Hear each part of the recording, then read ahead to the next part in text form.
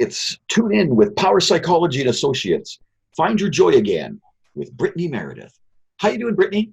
Doing great. How are you? Thank you. Thank you. Very well. Very well. It's so exciting to have you again on your show. And today you have a guest with us. Introduce her. Yeah, so it's exciting to be here, and it's exciting to have Denise with us here today. She is a former student of ours, and so we're really happy to have her as part of our practice, and happy to have her as a colleague in general. So we're going to talk a little bit about what's been going on in the world in general with the protests surrounding the murder of George Floyd. And so I wanted to get Denise's perspective as somebody who is a helper and a parent of 5 children, and just give some voice to something that, as a Caucasian person, I can't speak very much to, but I want to give it some space and some air. So with that, Denise, if you wouldn't mind, if there's anything that you want to tell us first about yourself, or how you're doing right now. I'm doing pretty good. We have our days where we get antsy with all this COVID stuff, but we've been navigating it, getting outside. We're slowly allowing our kids to visit with friends, but still keeping them pretty close to home too. School's almost done for them, so we won't have to worry about that distance learning for my older 4 right now. So in terms of that, we're doing good in that sense. Mm-hmm. Good. It's excellent. I think that, let's just get a little bit of background. I want to get into the subject, but I think that's interesting that, Denise, if you just share a little bit back about your training and your master's, like a couple minutes, and then we can get into sharing about, the current situation. Okay, so a little bit about my background when it comes to how I ended up in this field is I did an undergrad in psych at Concordia many years ago. Not going to state the year on that one. And then I went on to do an ed degree, and then I went on to do a master's degree. So I've worked in all sorts of different social service areas, from Catholic social services in their treatment homes to being a behavioral consultant. I taught school for several years, was a stay-at-home mom for several years, and then back in the field as a behavior specialist, first at CASA and now more recently with ABC Head Start, so with preschoolers. Wow, that's interesting. So we could talk about that, just what you just said there, for 3 hours. But we have an important topic to visit on today, and it just, again, like I said in pre-show, it just makes me glad that that I'm a Canadian, and that I see just our Canadian ways. But I think that that's a valuable perspective, that what Brittany laid out, and so Denise, if you can share, that would be great. Sure. Where would you like me to start? I do best with direct questions. Well, I think it's important because this is a pretty common thing, James, that we say, like, I'm so glad I'm Canadian, right? But I think it's important to acknowledge that we have a lot of racism happening within Canada as well, right? And in any community. So maybe we can speak a little bit to that, Denise. Okay. So, like you said, you guys don't have that lived experience. So as I've been having quite a few conversations over the past week with different colleagues and friends, and some of the stories I shared with them, they're like, oh, wow, I had no idea, right? So as I shared with some friends last week, what I find within Canada is that we're not vocal the same way that the Americans are, and that we don't, at least it's been my observation, is that Canadians are not physical a whole lot when it comes to the racism factor. But it does exist in Canada when it comes in the form of racial microaggressions. So everything from saying things like, oh, you don't talk Black, or you don't sound Black, or you're pretty smart for a Black person. All those little types of comments are racial microaggressions that people are like, oh, well, that's not an insult, but there are people that take offense to that. And when you reflect on it, like, hey, that's not okay. Like, why can't you just compliment me for who I am and not have to bring my race into it, especially if there's no context for it? That's been my experience. And then in having conversation with my oldest 3, My oldest in junior high, and then the next two behind her are in grade 6. And I had a conversation with them a couple of weeks ago, and I was just floored that they were experiencing those same microaggressions like at school. And true mama bear form. I'm like, well, why didn't you come home and tell me something? And they're like, well, we didn't think it was a big deal. So like in that moment, I'm thinking, A, it is a big deal, and B, not even my children recognize that those kinds of comments aren't okay. So I recognized in that moment that my job is, hey, I got to equip my children to let other people know that it's not okay. But in the meantime, you don't accept that from any teacher. And if you're not comfortable talking to your teacher about it, then you come home and tell mom, and mom will go into the school and have that types of discussions. Okay, I see the now in the it's just it's so challenging, you know, to hear these perspectives, and it's good. I had a few conversations about when people first encounter people, you know, they ask me, you know, what do you see? And I've always said, I see people, you know what I mean? And then, but other people have said, you know, they see gender, or they see race, or they see style or shoes or whatever. People just see things, right? So it's just one of these things that people, you know, what they look at first instead of just, you know, our being and our personhood. So yeah, what, you know, where do we go from there? Like, is there encroachments? Is there riots? Like, you know, do people of identify, you know, what is even the term? You know what I mean? Because people can suffer racism. They can be from any nation in the world that moves to Canada. And they can suffer racism, right? This microaggression. Mm-hmm. That was so powerful to hear those words. Yeah, so I don't know, like, where do we go from there? What do we talk about? Like, you know, what's the context of that? So, yeah, I'm curious too, in regard to microaggressions, because I know you told me, Denise, that you're in a biracial relationship and your kids are biracial, right? Mm-hmm. So I'm wondering, in terms of microaggressions, what you mentioned your husband or your partner has noticed some things in that regard too. So I'm curious about that too, right? How that kind of changes things, or what you've noticed in that regard. And then starting young with our kids, obviously, to teach them about these things, unfortunately, right? Right. Well, I would say that what my husband has experienced is that a lot of assumptions, right? So like when he's been out and about with our oldest when she was small, they just automatically assumed that he was like the stepdad or the foster parent. He got that quite a bit with our twins. Like we were at K-Days and someone said, oh, you're so good for giving them a home. And he's like, what are you talking about? Well, you're such a good foster parent. Yet I'm like standing like right next to them, right? And they just don't connect the two. So I don't know if interracial relationships are just still something that people can't comprehend and don't think about. That doesn't seem to be common these days, although I'm not sure how, because quite a few within my own family and circle, you know, there's quite a few interracial relationships. Like my cousin is in an interracial relationship. Both my siblings are in interracial relationships. So it's just interesting that it doesn't come across as a common thing for a lot of people. There's still a lot of people that like to stay within their box, that, you know, only races or certain religions should stick to within their circle, so to speak. So then the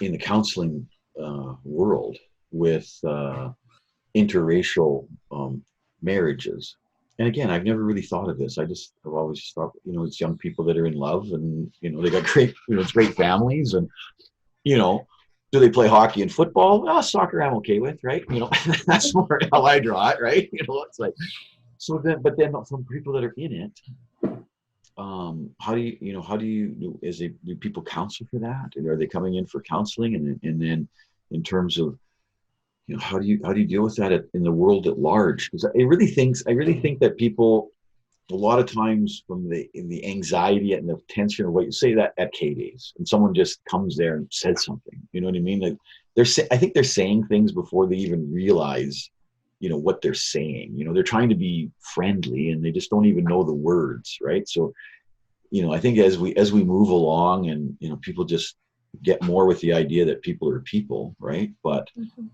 you know, so then how what kind of things are you dealing with? How do you as a family then, because the world's not going to change. People, you know what I mean? It's like, they are who they are. They're going to say stupid things. I think there's a very small group of people who are really mean. I think they're just more, I don't know, just say dumb things, right?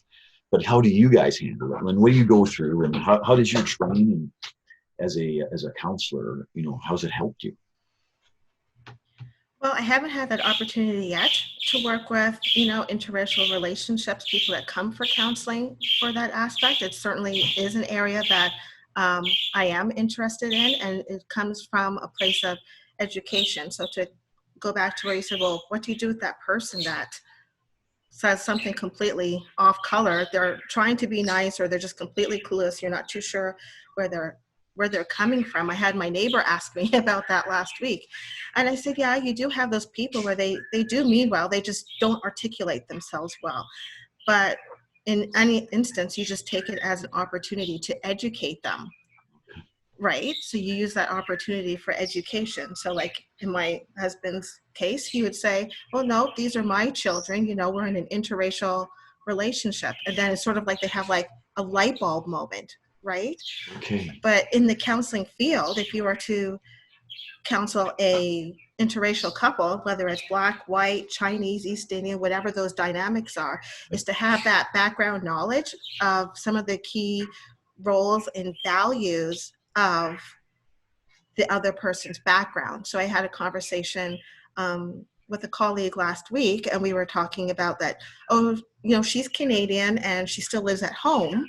But she was talking to another person that was from Sri Lanka, and she was like apologizing, oh, I still live at home, et cetera, et cetera. And the person she was speaking to said, I don't think that's weird. That's part of my culture. That's common practice, that you live at home until you get married. And then when you get married, you go and live with your in-laws or whatever the cultural dynamics are. So it's having that awareness that what's done in Western cultures is not necessarily the same of other cultures, and many cultures that come from other parts of the world to Canada, and this would extend into the United States as well, they bring some of those traditions and cultures with them as well. So for example, growing up, my maternal grandmother lived with us. That was just how my family was, and I just accepted it. That's just how that's how it was. So it was just a very normal part of my upbringing, was to have that grandparent in the home, like quite a few other collective cultures.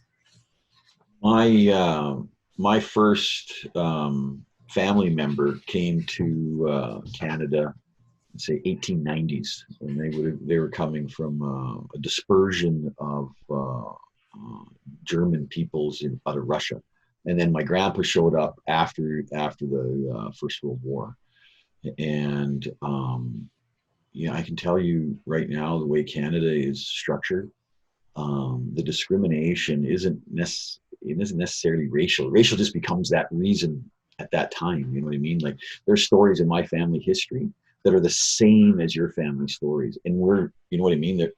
But there was just a difference that came up. So there's that whatever is in there, that people are not the same. You know what I mean? So I think it's a move towards the unity of people, I guess, community, right?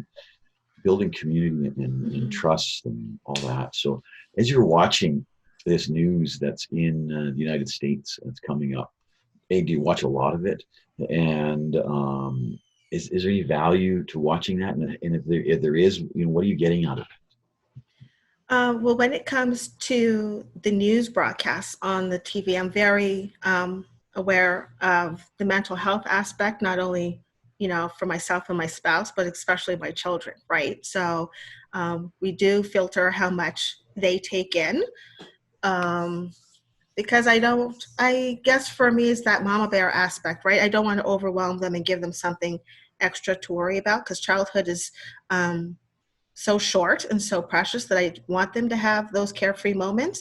But at the same time, too, I cannot have them in a bubble and not be aware of everything that's going on around them. So we watched the first few newscasts where, things were being thrown through windows and people were spray painting. And we had that conversation around the supper table and explained to them, yeah, if you want things to change. Is this the right way to go about it? Well, they're like, no, that doesn't make any sense. You're just making it worse. So it's interesting to hear, especially my older three, take it in, because they're like, this is just making it worse. How is this going to get better? And I thought to myself, well, why is it a 12-year-old and two 11-year-olds realize that these actions aren't going to rectify the situation? And we have quite a few adults that cannot seem to see that bigger picture there, that if you want change, it has to start, with you. And how do you do that? That's through education. So I had someone in one of the Facebook groups wanting to know more about,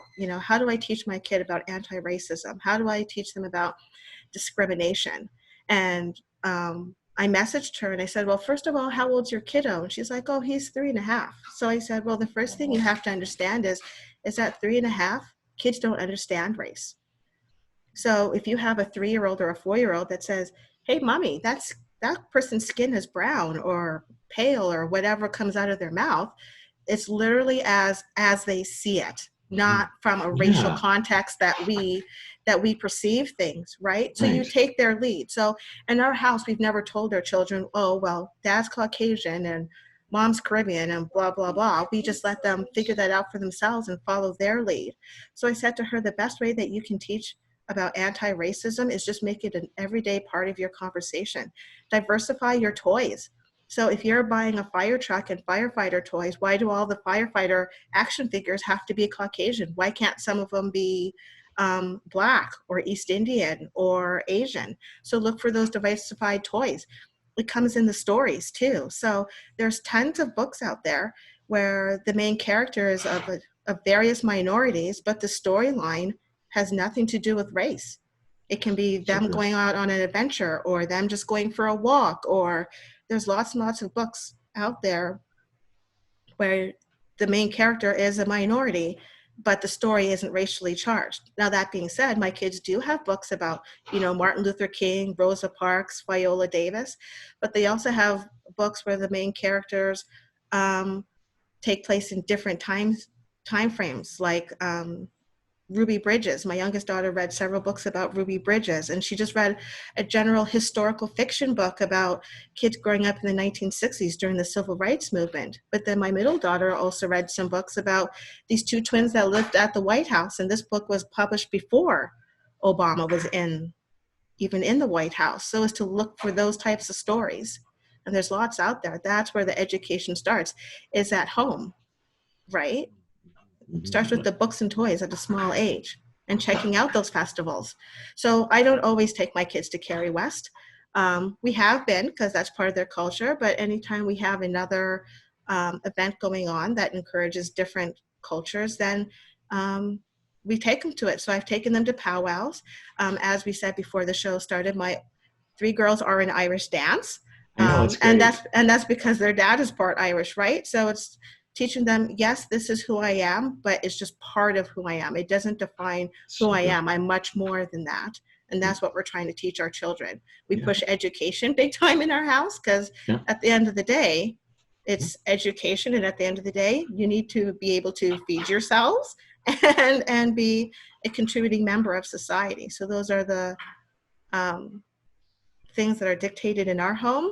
But at the same time, too, one of the conversations we had around the table last week is, this is also the reason why we push you guys so hard in school, is because you're going to have to work that much harder, because people are going to make assumptions about you based on the color of your skin. And it's sad, and I apologize that it's that way. And but it's great. It's great to you know what I didn't hear? I didn't hear any, because you're such a successful person. I didn't hear any of the gender disparity stuff. It just seems that women during this COVID time have really, not that they've stepped forward, but I think that it's become really evident of the strength in the business community and the academic community, and it's just awesome. And that's so that's good. I heard about race, and it's just hard for me to hear. We've always been, my family, and I think even Sherwood Park has been pretty good. So it's just. But you said you're from the Caribbean. What nation does your family come from? Who was the first one to come to Canada? My parents were actually the first ones to Okay. come over from Jamaica. Yeah. Jamaica. Mhm. And then how many years did you have to save up to go back to Jamaica for holiday now that you're Canadian? You want to go to Jamaica with Oh, everybody else? it's been quite a while. My husband and I did go to Oh, Jamaica back in 2005, and now the kids really want to go too. well, So yeah, sure. we'll start working towards that soon because we would like to take them. Well, now everyone from Canada wants to go to Jamaica, right? Yeah. And then you're from there, so that's good. That's good. So, and Brittany, you're usually I can barely even get a question in you. You've just been so quiet. I'm just listening. Yeah. And what's your thoughts? It's interesting from the conversation. Well, I'm curious about, like I said before, Denise, your perspective. I'm wondering about what it's like to be in a situation. I mean, it's similar to kind of what we are with COVID, but totally, completely different on a whole other level. But to be a Black person and have this all happening, and if somebody was to come to you for counseling and they're dealing with stuff around the same things that you're dealing with, right? In terms of all the impacts of all of this is having on your community and on your kids and everything, right? So what, in terms of the counter transference, I'm just curious what that would be like for you, how you would kind of manage that. I think with the counter transference, I guess would be to like have that person that I can then talk to after I'm done the session. And it would just like be able to keep myself in check, right? And to say, at this moment, it's not about me, it's about this person and their story, and find out, well, how are you coping? What can you draw on from your own background that you've found strength in that has helped you to get through those through those tough times, and how can you draw on those past experiences to work with in the now? So it'd be a walk alongside them. And then if the session permits and if it's feasible and if I think it's relevant, then it might be share that personal tidbit so that the person sitting across from me has that sense that, oh yeah, she totally gets it. She's not just there reading from a script and totally disconnected from the whole thing. Yeah. And I'm also wondering what your hopes are for your kids as they're growing up in these times. Well, my hope for them right now is to come out, stronger than when they went into this, barring COVID.